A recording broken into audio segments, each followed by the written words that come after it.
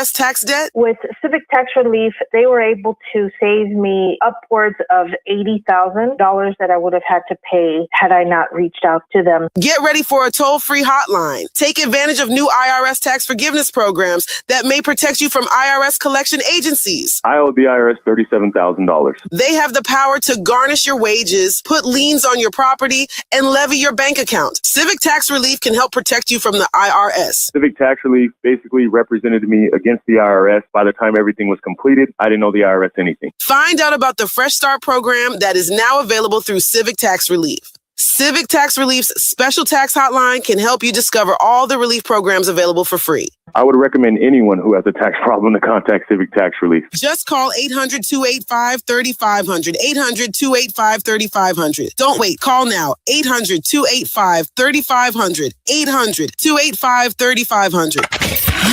We've got a lot to talk about. Hi, I'm Zoe Williams, a.k.a. the voice of reason, encouraging you to join me weekdays from 7 to 9 p.m. for the world's most intriguing relationship radio roundtable. Every night, I facilitate and encourage our loyal listeners to participate in the most engaging relationship discussions you'll hear anywhere. So make it a point to rendezvous with me, Zoe Williams, the voice of reason, Monday through Friday, 7 to 9 p.m. Pacific Standard Time. Trust me, your relationships will never be the same. The VOR is on fire tonight. Unapologetically progressive. KBLA Talk 1580. We've got your black.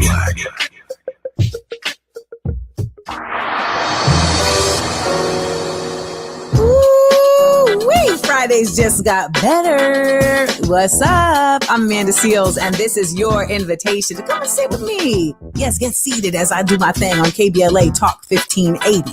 We're talking noon to 2 p.m., then back again 4 to 6 p.m. Same day, same station. Bring your opinions because you know I'm going to have mine. Bring your questions because you know I got answers. And bring yourself because, baby, we want you to be authentic at all times. Fridays on KBLA Talk 1580. I'll be waiting. Join me. You're listening to Jesse Jackson Jr. on KBLA Talk 1580.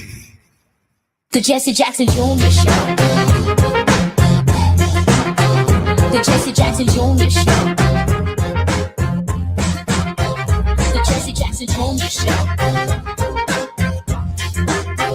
The Jesse Jackson Jr. Show. King Volley drops the beat. Come on and talk with me. Come on and listen to the me. Come on and talk with me. Come on and listen to the me. KBLA Talk 1580. I'm Jesse Jackson Jr. Welcome forward to the Jesse Jackson Jr. Show on KBLA Talk 1580. Our very special guest and regular contributor, Dr. Wilmer J. Leon, is the author of Politics, Another Perspective, Commentary and Analysis on Race, War, Ethics, and the American Political Landscape in the Age of Barack Obama. Dr. Leon, how can we support your work? Just go to WilmerLeon.com. Just go to WilmerLeon.com. Leon.com. Politics by Another Perspective. Dr. Leon, let me ask you a question. Let me shift for a moment because there is a 60-day arrangement in the Strait of Hormuz, and I'm wondering if it's some kind of transfer of sovereignty. Under the temporary 60-day arrangement, vessels must enter on the strait on the Iranian side and exit on the Omani side and coordinate with Tehran even while on the Omani side. Is that a navigation protocol or a transfer of sovereignty? Well, it sounds as though it's a navigation protocol that's designed to protect the territorial sovereignty of both Oman and Iran as they are developing channels of transit that will protect the interests of both countries. And I think it's important to realize that the United States is not at the table. I'm going to drop out for a second and come right back. Okay, I appreciate that. Dr. Leon's point is extraordinary at this moment because if you think about it, the way in which the Strait of Hormuz is now being divided up, ships are now not going to be charged a mandatory fee. though Iran is expected to press the case for voluntary insurance and environmental quality payments, it's just a matter of time from my perspective before these voluntary payments become customary and become a law. And once they do, these $4 a gallons of gas that we are paying for here in the United States, they will have found another way to implement a tax on all of us because of the unresolved elements of the security of people on both sides of this awful conflict that should have come to an end some time ago. I'm concerned, Dr. Leon, as you probably well know, that any taxes between Iran or Oman on coming in and out of the Strait of Hormuz is just the normalization of the conflict and a higher cost for gasoline and for petroleum over time. Well, that could very well be, but I think it's also a way for Iran to collect some type of payment to be reimbursed for the damage that the United States has caused to their country. So it's a reparation, so to speak, in terms of because again, people need to understand this was a war of choice. It didn't have to happen. There was an agreement in place between the United States and Iran that covered and addressed the very issues that Donald Trump now claims he started this conflict in order to address. Either he can't read or nobody gave him the document. So you tear up the agreement and then you say, now I've got to fight you and I've got to murder your leadership in order to get, look, the Strait of Hormuz was open. Traffic was flowing, not only through the Strait of Hormuz, but through the Bab el-Mandab Strait on the Red Sea. Those things were open before Donald Trump decided to jump into the sandbox and kick all the sand out the sandbox. Dr. Leon, help our listeners understand the relationship between the election in Michigan, the election in Missouri, the Gaza Strip, and the Strait of Hormuz. Draw that line for our listeners, and I want you to take your time so they can understand how these foreign politics are dictating what's taking place on the ground in American elections.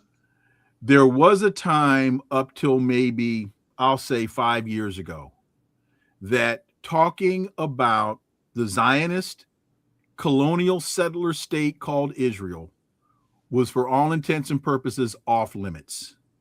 If anyone came on American airwaves and questioned the tactics and the mission of that settler colonial state, they would be called anti-Semitic and they would be run out of town. Well, I would say with social media coming to the forefront, people have now been able to get access to alternative information, actual facts. And so now the narrative that the settler colonial state of Israel, along with the United States, has been in control of for so long is being challenged. And the reality of the genocide that is being perpetrated on the Palestinian people and the theft of their land has now started to resonate with a very large element, not only within the American non-Jewish community, but with the American Jewish community as well. And the Zionist colony cannot tolerate dissension. They can't tolerate reality. They do not want honest conversations about the war crimes that are being committed against the Palestinian people. And so this now, that issue had an impact on Kamala Harris in the 2024 presidential race. That's why a lot of people didn't vote for her. It wasn't because, black men don't want to see a black woman be. That's garbage. And if somebody could present me some data to support that foolish statement, I'd greatly appreciate it. One of the things that impacted her electability was the position that the Democratic Party took on the atrocities being committed in Palestine. And so now that issue, because AIPAC, the American Israeli Political Action Committee, is buying American elected officials to ensure that American foreign policy doesn't shift. Now that counter argument based on social media and individual contributions, and people are starting to say, I do not want my tax dollars to fund atrocities against other people of color. That is starting to impact and shift the dynamic in American elections. I'm appreciative of your analysis. I think you're spot on. I think one of the great challenges when we look at, for example, and I want to hang around the Senate race in Michigan for a minute, the same resources that came into the state of Michigan against El Sayed, who is now the Democratic nominee, who, if you will, picked a candidate, a congresswoman who lost in the state of Michigan. Those same Democratic forces, outside money in the campaign, will not likely support Sayed for the Senate. Correct. During this period, they will support Sayed's Republican opponent. Correct.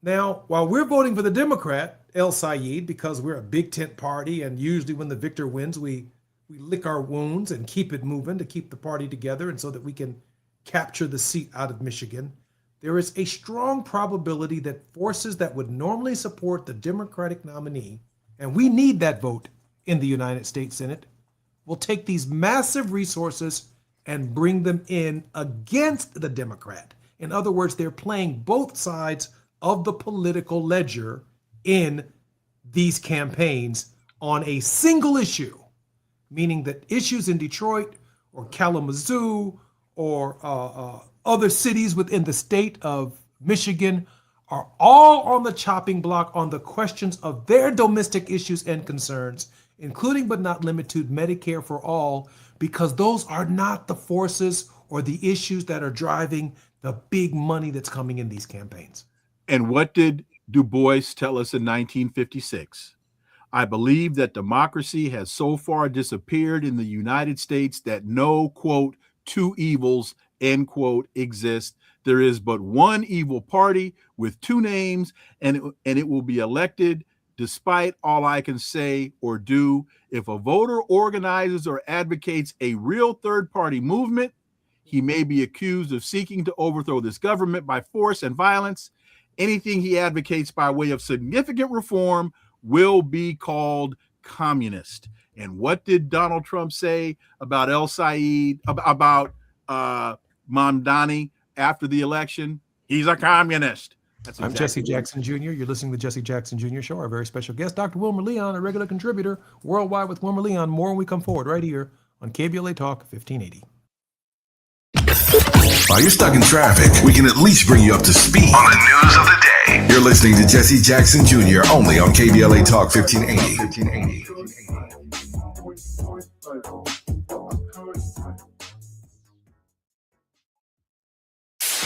KBLA Talk 1580. We've got a lot to talk about.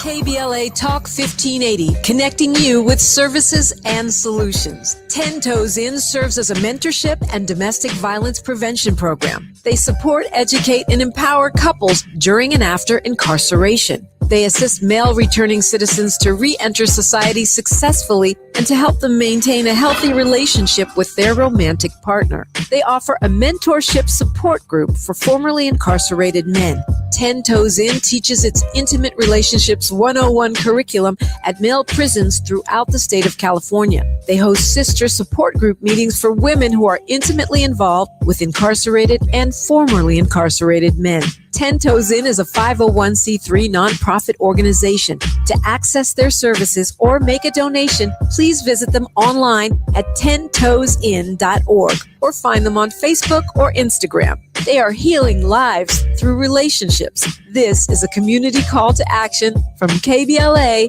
Talk 1580. Just in case you missed our Procrastination Crenshaw Town Hall. While Gavin was telling the story about the mural at LAX, I kid you not, Gavin, somebody just texted me a photo of it. See, this is unacceptable.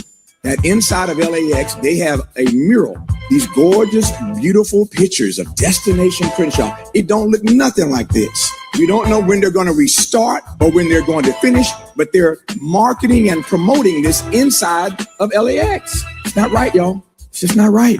You can't exploit us in that way, right? Get the project done, then you can brag about it. But can we finish it first? Keeping them in check. We're KBLA Talk 1580.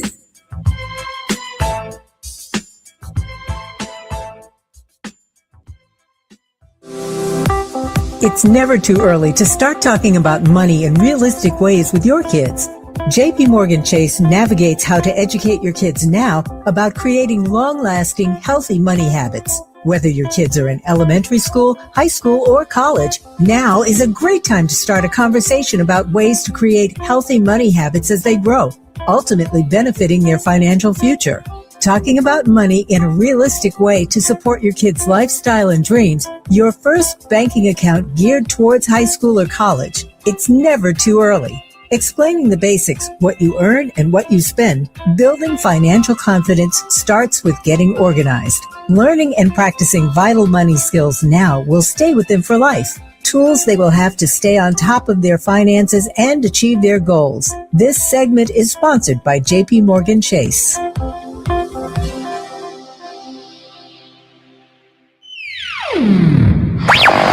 All I need is one mic. With the KBLA Talk 1580 editorial, I'm Tavis Smiley. August 5, 2026. Dear LA City Council President Marquise Harris Dawson, on behalf of a coalition of businesses and residents that constitute the Crenshaw Corridor community, we write to request that a concrete timeline and resources for fully completing Destination Crenshaw within a year be developed and announced. A year is the outside time it should take, and we hope and expect that it can be finished considerably sooner. We also request the immediate establishment of a business interruption relief fund for the merchants, entrepreneurs, churches, and property owners who have borne the disproportionate economic burden of the prolonged delays associated with the Destination Crenshaw project, and a resident relief fund for the residents of the corridor who have been most adversely affected by the prolonged construction and delays associated with this unfinished development. Destination Crenshaw was presented to this community as a transformational investment in Black culture, Black commerce, and the future of South Los Angeles. It has now been 6 years since the project broke ground and over 2 years since the promised completion date. Construction has stalled with no apparent end date in sight. The Crenshaw Corridor community embraced the vision of Destination Crenshaw, but the obstruction from the delayed construction has caused prolonged health and safety hazards, uncertainty, reduced customer access, declining revenues, disruptions, and mounting financial hardship. A broad spectrum of the community expressed their frustration over these delays and the impact they have had on the community at a standing room only July 30th town hall at Bethesda Temple Church, widely covered by the media, including ABC, CBS, Fox, and NBC. The burden of these unexplained delays should not rest on the shoulders of the Crenshaw Corridor community, which acted in good faith and supported this historic project. If the city fails to provide a complete and substantive response to this correspondence within 30 days of the date of this letter, the Crenshaw Corridor community reserves its right to pursue all of its rights and remedies. Sincerely, the Crenshaw Corridor community. To read the complete letter detailing all of our demands, go to our website at KBLA1580.com. With a KBLA Talk 1580 editorial, I'm Tavis Smiley. As always, we welcome your feedback.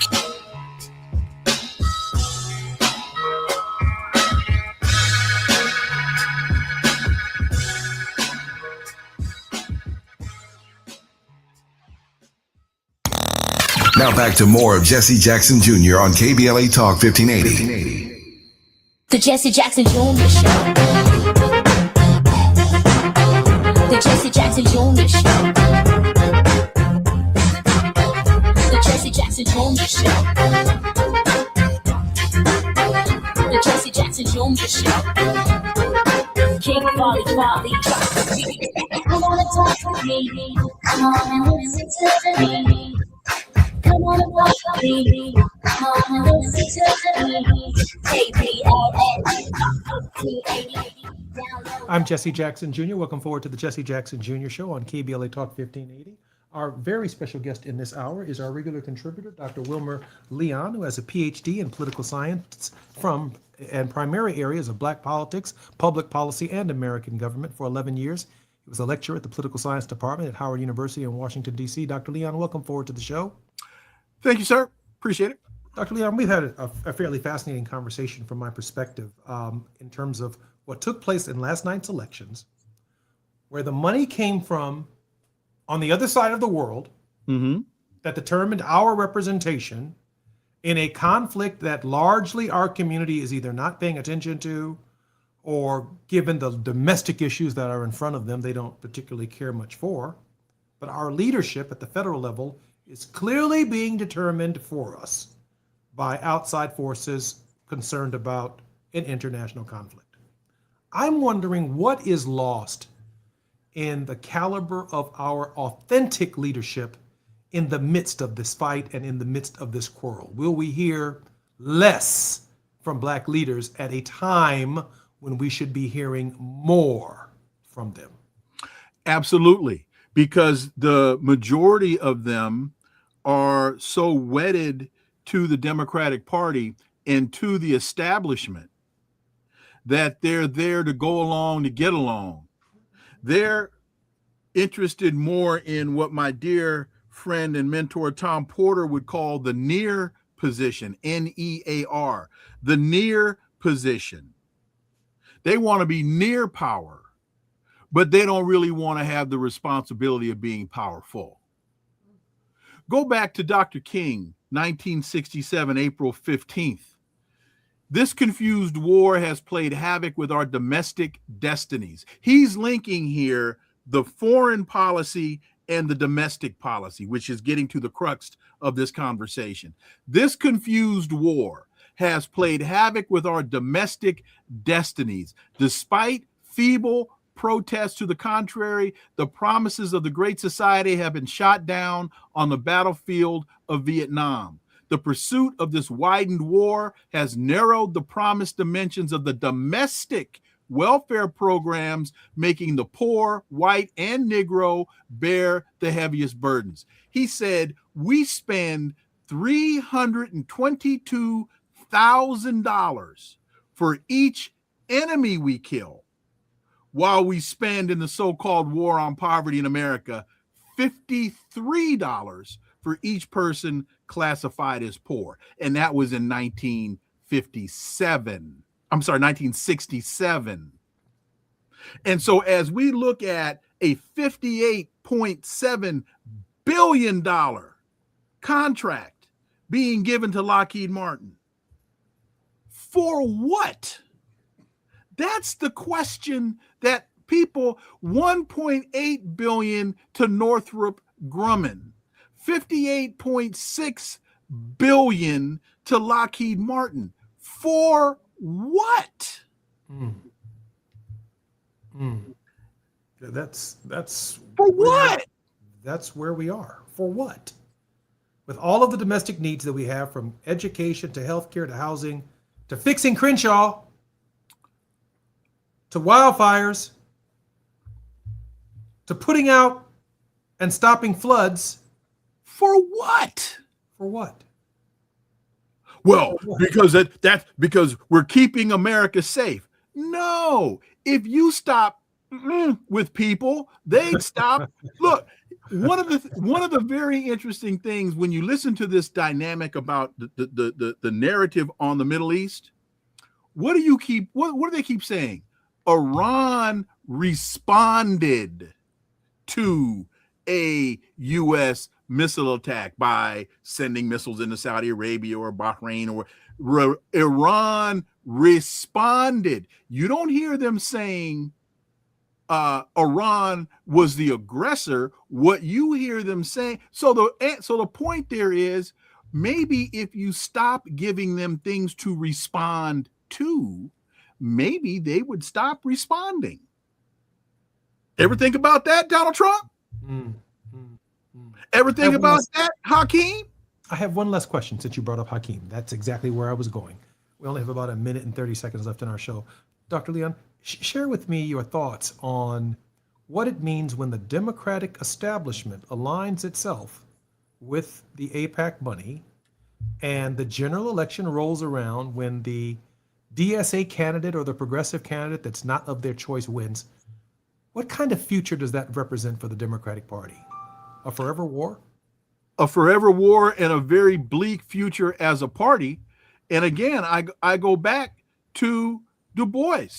Democracy has so far disappeared in the United States that no two evils exist. There is but one evil party with two names. He told us that in 1956, and that is as relevant today in 2026 as it was in 1956.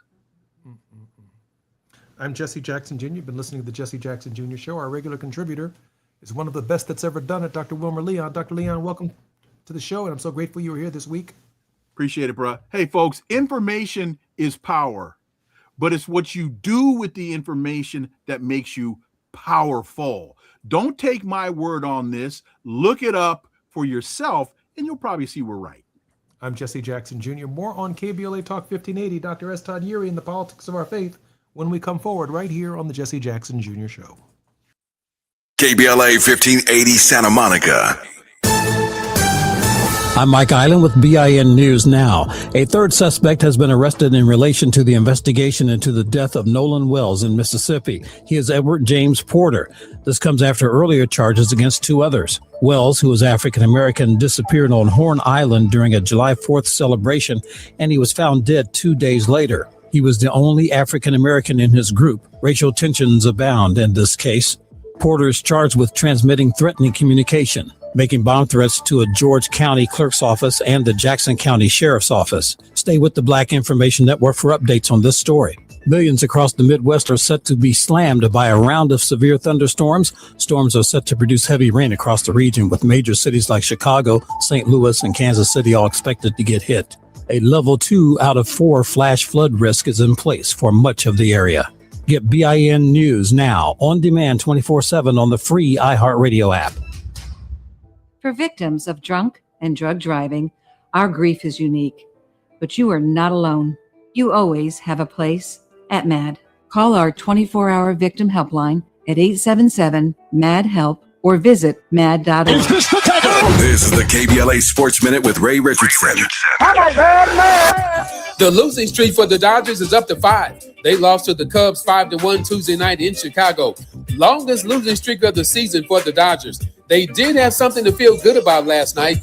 Pitcher Tariq Skubal was impressive in his debut with the Dodgers. Skubal, acquired in a trade Saturday night, struck out 6 in 6 innings of work. He retired 8 batters in a row before leaving after the 6th. The USC football team begins practice today with the nation's #1 recruiting class. Will that translate into a better season for the Trojans? Last year, the Trojans were 9-4, 7-2 in the Big Ten, but failed to earn a bid to the college football playoffs. In the 14 years of the playoff system, the Trojans have never been a participant. This will be the 8th season for Lincoln Riley as USC head coach. If he wants to come back for a 9th, he may have to get the Trojans into the playoffs. No debates, no speculation, just the info you need. That's your KBLA Sports Minute. I'm Ray Richardson on KBLA Talk 1580. All I need is one mic.